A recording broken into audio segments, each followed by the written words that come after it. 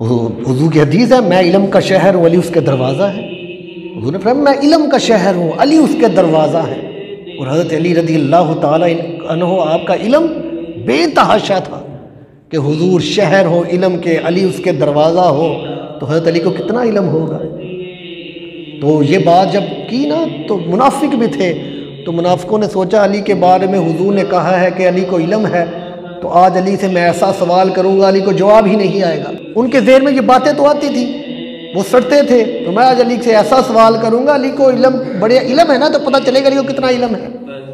فجر کی نماز کا ٹائم تھا, حضرت علی نماز پڑھنے جا رہے تھے, تو رستے میں وہ منافق آیا, فرمایا علی, عرض کی علی ایک بات تو بتا دو.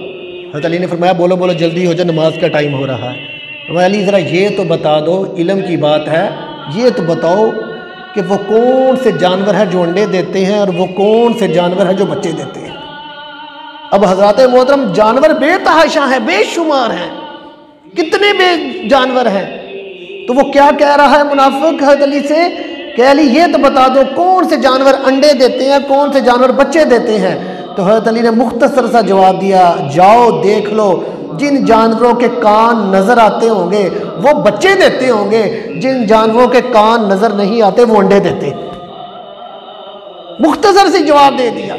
آپ دیکھ لیں کہ جن کے کان نظر آتے ہیں وہ بچے دیتے ہیں اور جن کے کان نظر نہیں آتے وہ انڈے دیتے ہیں. چمگادڑ ہے چمگادڑ, اکثر کہتے ہیں پرندے انڈے دیتے ہیں, وہ چمگادڑ ہے نا چمگادڑ, وہ بچے دیتا ہے.